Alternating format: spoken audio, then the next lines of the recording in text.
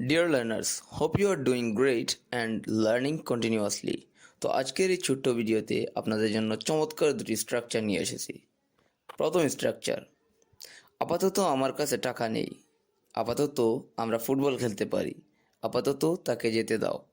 এখানে আপাতত এর ইংরেজি হচ্ছে ফর দ্য টাইম বিং, আর বাক্য তৈরির জন্য এর স্ট্রাকচারটি হবে for the time being plus sentence. এখন উদাহরণের মাধ্যমে এই স্ট্রাকচারটি আর একটু ভালোভাবে বুঝে নেওয়া যাক।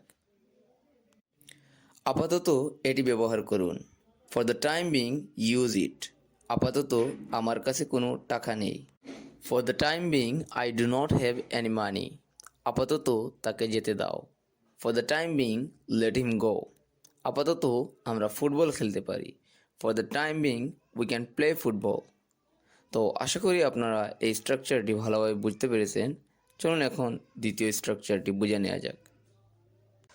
কিছু করার সময় আমরা কি বলি, যেমন খাওয়ার সময়, আসার সময়, যাওয়ার সময়, ঘুমানোর সময় কিংবা খেলার সময়। এইগুলোর ক্ষেত্রে আমরা বলতে পারি at the time of. At the time of. উদাহরণস্বরূপ যদি বলি রাস্তা দিয়ে হাঁটার সময় তাকে দেখেছিলাম, এর ইংরেজি হবে I saw him at the time of walking on the road. আরেকটা উদাহরণ, দয়া করে খাওয়ার সময় বেশি কথা বলবেন না। Please do not talk too much at the time of eating. Please do not talk too much at the time of eating. আরেকটা উদাহরণ, ফুটবল খেলার সময় সত্যিই আমি অনেক উপভোগ করি। I really enjoy a lot at the time of playing football. I really enjoy a lot at the time of playing football. আশা করি অ্যাট দ্য টাইম অফ এর ব্যবহার আপনি বুঝে গেছেন। আপনাদের জন্য দুটি সেন্টেন্স প্র্যাকটিসের জন্য দেওয়া হলো। আপাতত আমরা বাসে যেতে পারি এবং পড়ার সময় আমাকে বিরক্ত করো না।